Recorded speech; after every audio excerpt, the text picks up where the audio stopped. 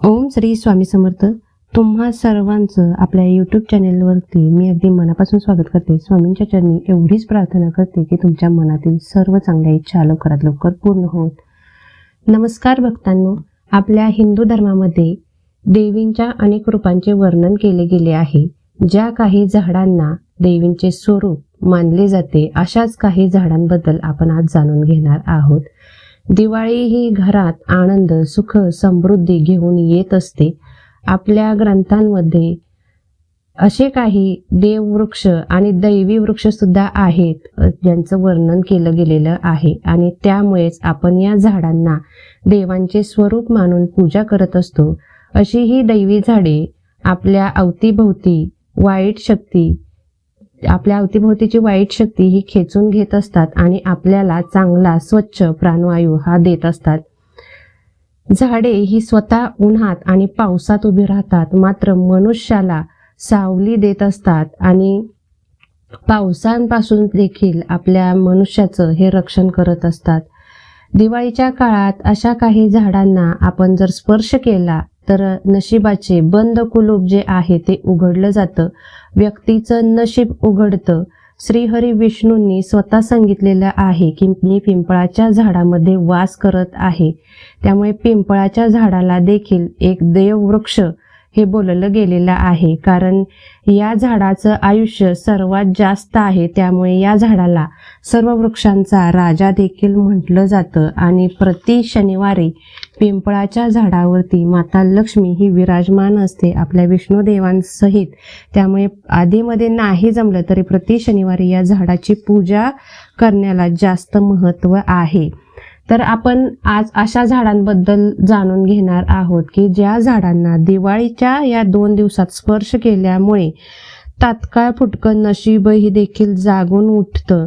बाकी तुमची इच्छा, तुम्हाला जर पटलं तर नक्की करा, आजमावा, एक वेळ अनुभव घ्या आणि नंतर तुमचे जे अनुभव येतील ते माझ्याशी नक्कीच शेअर करा. तर भक्तांनो, आज मी तुम्हाला दिवाळीच्या काळात या झाडांना स्पर्श करण्याचं महत्त्व सांगणार आहे की जे आपले धर्मशास्त्रांमध्ये लिखित आहे. बरेच अशी झाडे आणि वेली आहेत की ज्यांना कल्याणकारी, मंगलकारी मानलं गेलेलं आहे.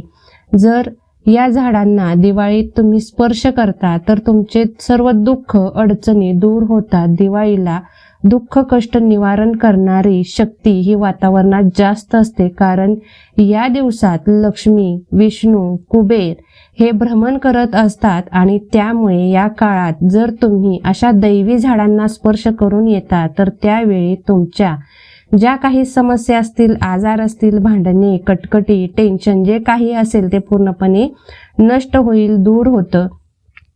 आणि आज मी तुम्हाला अशाच 2 झाडांबद्दल माहिती देणार आहे की ज्यांना देववृक्ष म्हटलं जातं. आणि दिवाळी हा असा पर्व आहे की जो फक्त 2 दिवस जर आपण या झाडांची अशा पद्धतीने पूजा केली तर आपण पूर्णपणे आपली जी गरिबी आहे ती नष्ट करू शकतो. अगदी थोड्याशा पूजेने हे जे देव आहेत ते आपल्यावरती प्रसन्न होऊ शकतात. देवी माता आपल्याला वरदान देऊ शकते.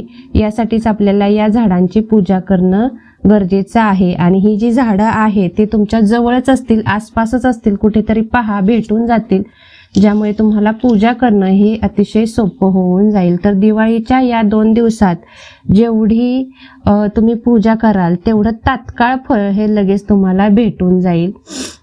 जेवढी देववृक्ष आहेत तेवढ्यांची पूजा जर तुम्हाला जमली तर नक्कीच करा. आता देववृक्षांमध्ये कोणकोणते वृक्ष येतात तर पिंपळ, वड, नंतर हुंबूर, नंतर आंबा, आवळा, असे बरेच देववृक्ष आहेत की ज्यांची आपल्याला पूजा करायची आहे. तर जेवढी देववृक्ष आहेत, प्राजक्ताचं झाड म्हणजे पारिजाताचं झाड, अशी जी झाडं आहेत, रुईचं झाड, अशा झाडांची नक्कीच पूजा करावी. जे झाड तुमच्या जवळ असेल त्या झाडाची पूजा करा.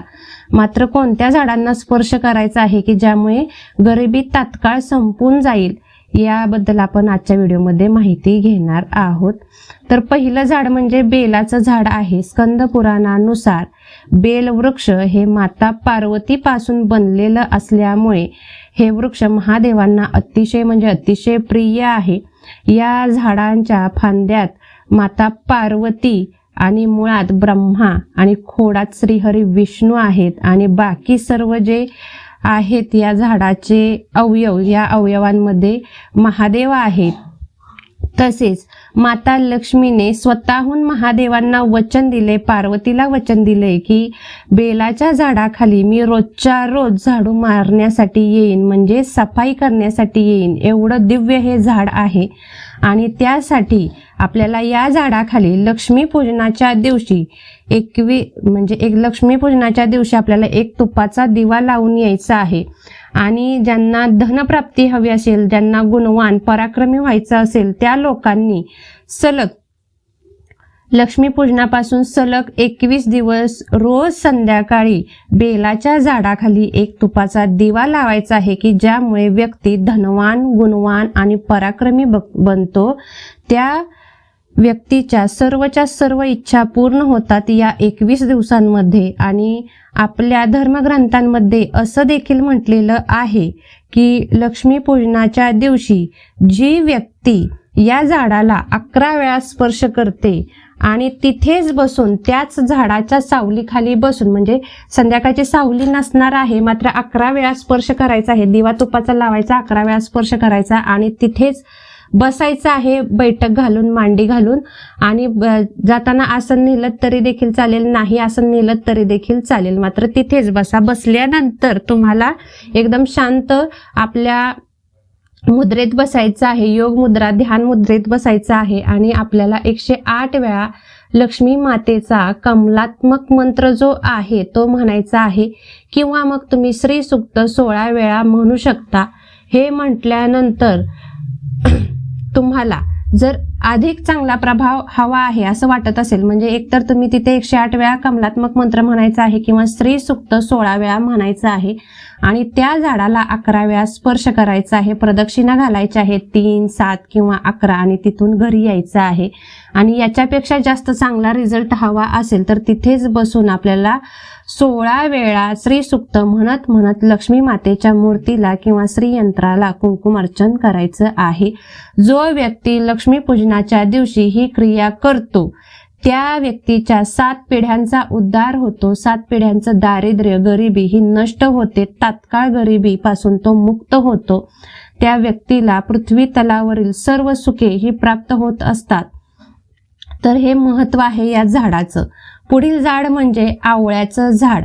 आता आवळ्यामध्ये वात आणि पित्त हे दूर करण्याचे जेवढे गुण आहेत तेवढेच केसांच्यासाठी सुद्धा आपला जो आवळा आहे तो अतिशय गुणकारी आहे. पोटांच्या विकारासाठी सुद्धा आवळ्याचा उपयोग केला जातो. आवळ्याचं चूर्ण म्हणा, आवळ्याची सुपारी ही घेतली जाते की ज्यामुळे व्यक्ती रोगांपासून मुक्त हा होत असतो. तर गरिबी देखील आपली नाहीशी करू शकतो आवळा.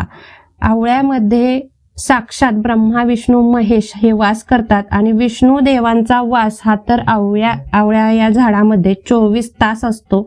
आणि आवळ्याचं जे फळ आहे, आवळ्याच्या झाडाला जे आवळे लागतात त्याच्यामध्ये माता लक्ष्मी ही विराजमान असते.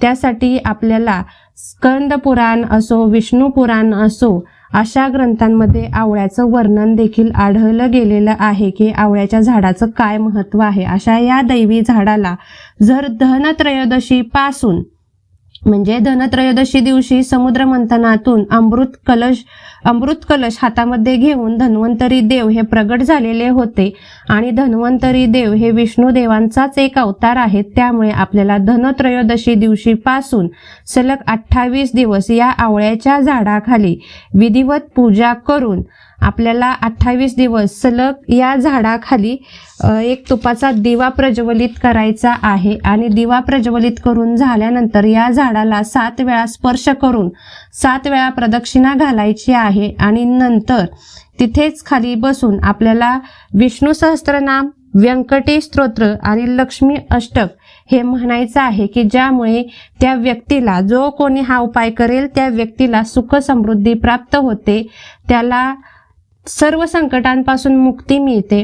आवळ्यात जसं की मी मगाशी म्हटलं की आवळ्याच्या फळामध्ये माता लक्ष्मीचा वास आहे.